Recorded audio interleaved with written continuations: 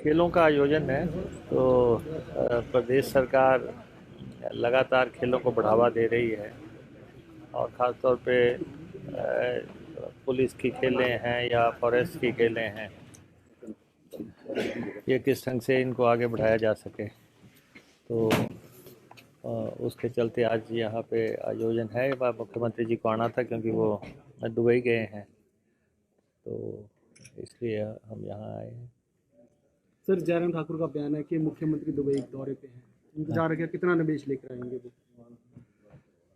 ऐसा है, जयराम जी एक बड़ी परेशान व्यक्तित्व है और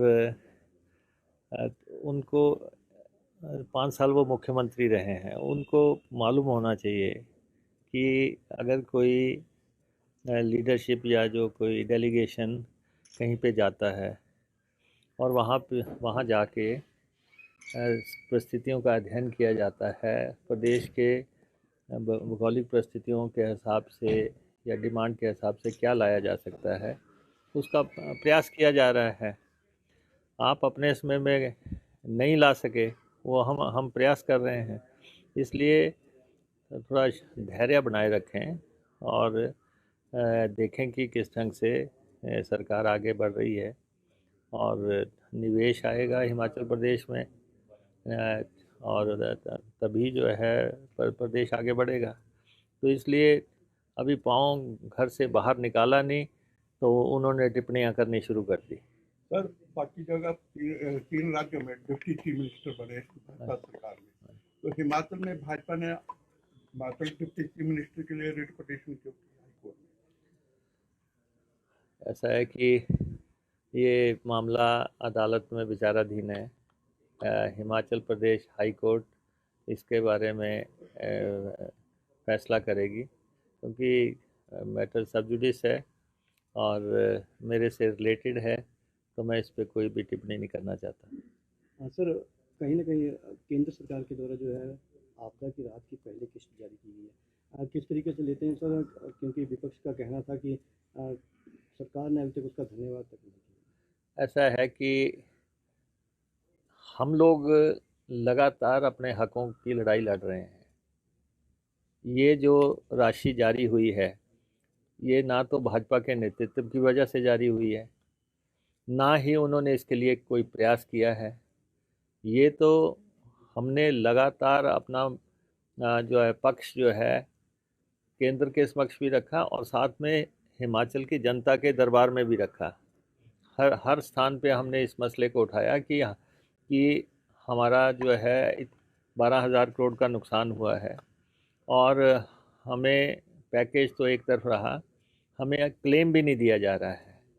तो अभी हमारी जब रैली हुई थी धर्मशाला में, उसमें भी हमने इस बात का व्याख्यान किया था कि केंद्र को हमारा जो पैसा है वो जारी करना चाहिए।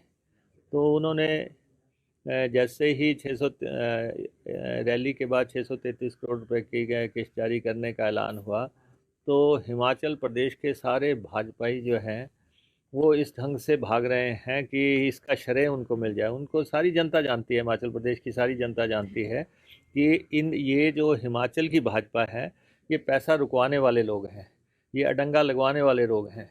इन्हीं की वजह से हिमाचल प्रदेश की कर्ज की सीमा जो है घटाई गई है। इन्हीं की वजह से हिमाचल प्रदेश की फॉरेन फंडिंग पे कैप लगाई गई है।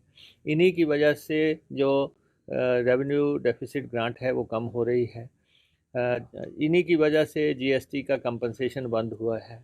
इन्होंने ही सारे डिपार्टमेंटों में हमारा पैसा जो है रुकवा के रखा है। 2500 करोड़ रुपए के तो हमारे जल शक्ति के ही प्रोजेक्ट हैं और दूसरे जितने भी प्राइम मिनिस्टर कृषि सिंचाई योजना के प्रोजेक्ट हैं या दूसरे सड़कों से जुड़े हुए प्रोजेक्ट हैं, इन्होंने बहुत नकारात्मक भूमिका निभाई है हिमाचल की राजनीति में, सारे प्रदेश ने देखा है।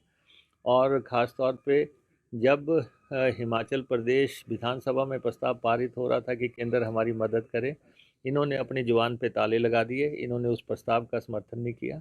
हमने लड़ाई लड़ी है, हिमाचल प्रदेश सरकार ने अपनी लड़ाई लड़ी है। उस लड़ाई के चलते हमें अगर कोई पैसा जारी होता है उसमें राज्य की भाजपा का कोई भी योगदान नहीं है। सर लास्ट क्वेश्चन, ये मुख्यमंत्री हमसे जुड़े रहने के लिए हमारे YouTube चैनल को सब्सक्राइब करें और नई वीडियो की नोटिफिकेशन के लिए बेल आइकॉन को दबाएं। अगर आप ये वीडियो Facebook पर देख रहे हैं तो लाइक जरूर करें और ज्यादा से ज्यादा शेयर करें। इसी तरह के और भी अपडेट्स के लिए फॉलो करें हमारा Instagram पेज himachal.kesri।